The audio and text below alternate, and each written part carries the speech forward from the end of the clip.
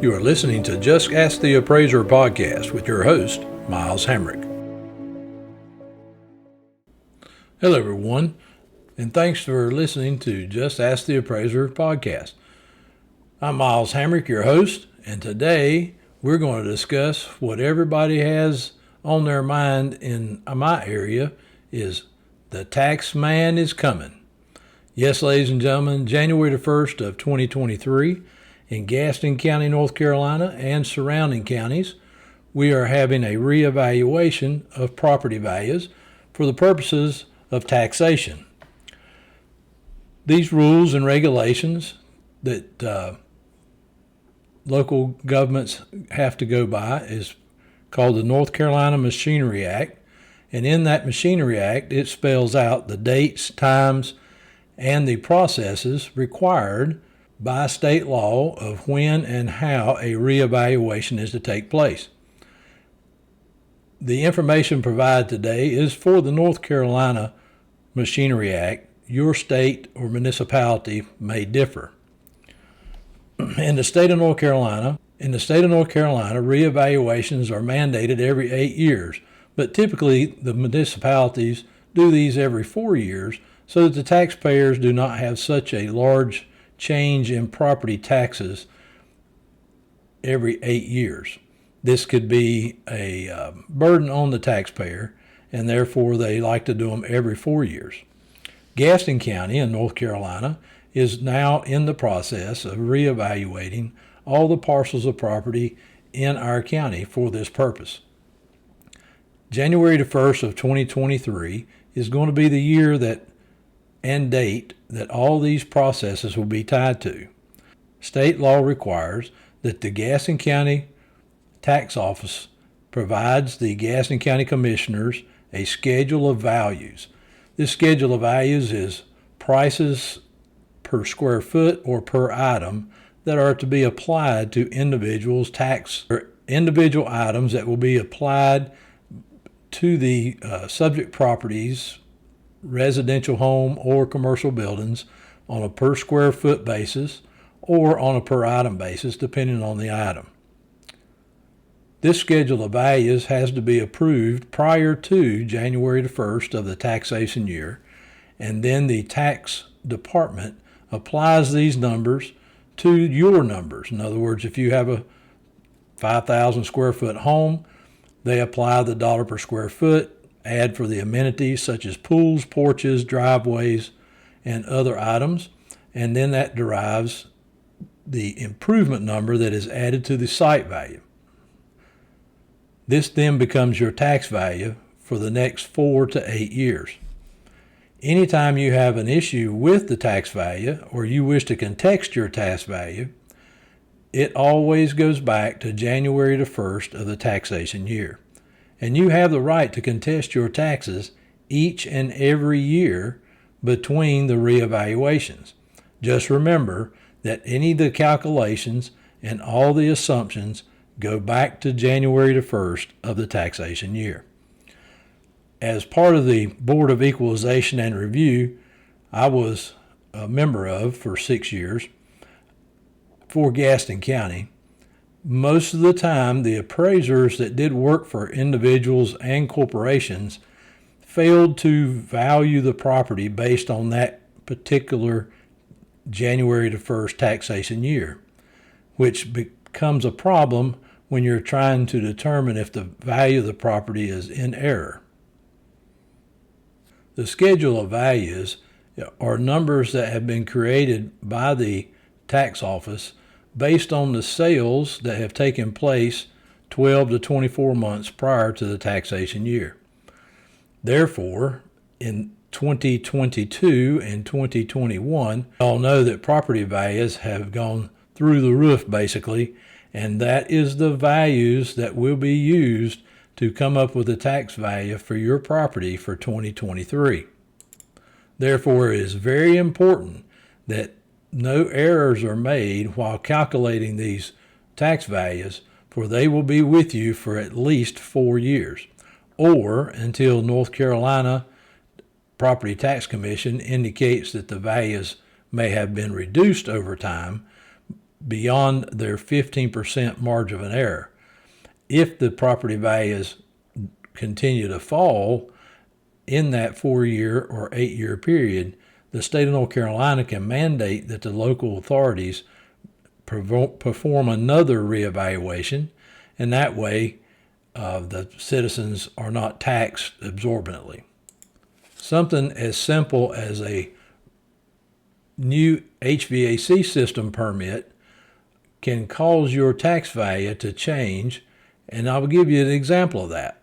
Several years ago, I was asked to appraise a commercial building in Charlotte, North Carolina for contesting the taxes. Their tax bill had gone from $3 million to $4 million, and all they had done was put in a heat and air system. Property values were typically stable at that time, so the $1 million increase in property value was extremely upsetting to the tenant of the property because the tenant was paying the taxes through a pass-through system.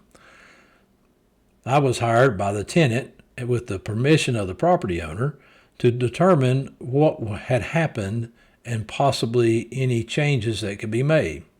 Of course, anything that an appraiser does cannot be an advocate. The appraiser has to be unbiased and has to perform the value on the property with no interest in what possibly the value can come up to. With that in agreement, I was hired to analyze the property taxes and to value the property based on January the 1st of the taxation year. First step into this situation, I requested all written and notes and written documentation from the taxing authority for my subject property. Then I did find a copy of the schedule of values for that county and read through the parts that applied to my subject property. From a conversation with the tenant, I found that they had performed this update on their heat and air system, and they had pulled a permit. And sure enough, the permit was a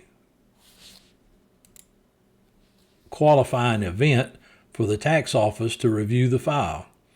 And the tax officer had indicated that the property had been remodeled instead of just a HVAC upfit.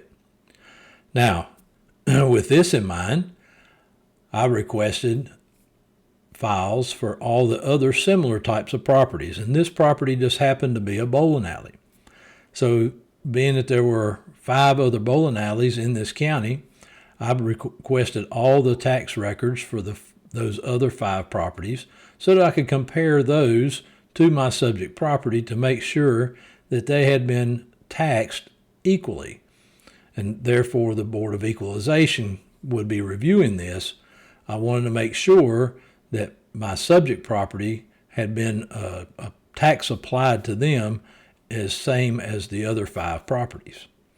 Once I reviewed these, I indicated from my research that the subject property, being it was thought a remodel, but only an HVAC repair and upfit, that they had been classified under the good quality and condition, where it should have been average like the other 4 average quality bowling alleys in the county. In fact, the one good quality was a total remodel upfit with a new theme park interior setting with a bar and restaurant. So my subject property was nowhere like that. So once I wrote my report, the tax analysis part of it became even more important than the other 3 approaches to value that I provided for support of the tax value. Once the taxing authority saw where they had erred in placing a higher quality and condition grade on the subject property, they indicated that that was in error, and during the informal hearing, my client was able to get the change made. That doesn't sound like much. It was basically going from a good to average condition, but that good to average condition created a situation of $1 million in tax value, and at that time that was $9,600 a year in taxes for 4 years, which was $38,400 in tax amount that my client did not have to pay. This, I know, was a large example, but you can see where a small change in the tax assessment based on the schedule of values and it being properly applied can make a difference in your tax bill that you have to pay each year. Every property stands on its own, though mass appraising does take place, and houses and subdivisions typically have similar lot values and similar conditions and similar sizes. But if you have a pool or don't have a pool, if the tax office indicates you have a pool but you don't have one, you're being taxed in error. So these things have to be looked at to make sure that each property is done correctly. In Gaston County, there's over 150,000 parcels of property, and the tax office has a daunting task of making sure they have no errors. Everyone is human, and we can make mistakes and it not be intentional. Therefore, it is suggested that you look over your information once you receive it, and in our aspect, you will be receiving your property tax notification in February of 2023. Also, make sure you keep up with sales in your neighborhood and make sure that your property has the proper square footage listed, number of bedrooms, bathrooms, if you do or don't have amenities like pools or outdoor kitchens. All these things make a difference. Once you go look over these items and you feel like you need to contest your value, you have several different options in the state of North Carolina. First, you can have an informal hearing, and that takes place at the tax office. You can take your information that you have obtained and researched and highlighted and sit down and talk with the tax authority and indicate your concerns, and sometimes, if not all, can be corrected or changed right there on the spot. If that is still not suitable, or you feel like you have enough information, not just because, if you have enough information, you can contest to the Board of Equalization and Review.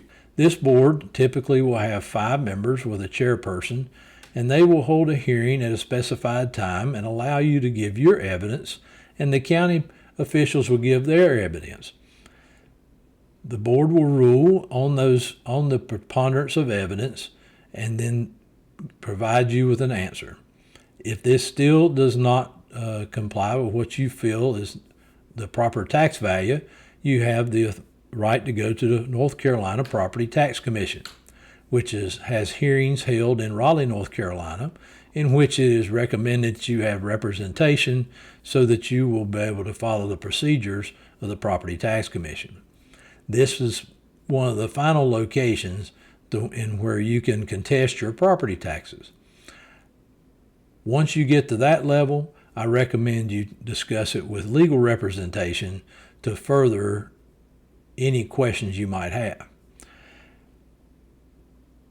Mass appraising and the equalization of homeowners in neighborhoods and within your county is the most important item that the Board of Equalization and the tax authority in your local jurisdiction is trying to obtain. Just remember that the Board of Equalization, your Gaston or Mecklenburg or other counties in North Carolina, they have no control over tax rates. That is your elected officials handle the tax rates. The only thing that you will be able to contest is the property value, the tax value. Remember, if you hire an appraiser to perform an analysis for you, that they make sure that that value is based on January the 1st of the taxation year. So if values are declining after that date, there's nothing you can do about it. If values are going up after that date, you benefit from that. This is a tax rate versus tax value. And again, the tax rates are set by your elected officials. Just because is not a reason to obtain and provide support. You need to have evidence to show that the tax value of your property is or is not what the county or municipality has indicated. As always, I recommend that you hire an appraiser. Therefore, you have professional evidence for your case. And remember, just ask the appraiser. Thank you very much. You have been listening to the Just Ask the Appraiser podcast, brought to you by Miles Hamrick Appraisal Services with your host, Miles Hamrick. All contents are the opinion of Miles L. Hamrick Sr. for the entertainment and or education purposes only. This information is in no way legal advice, real estate advice, investment advice, or the opinion of any other regulatory agency or organization. Thank you for listening to Just Ask the Appraiser podcast.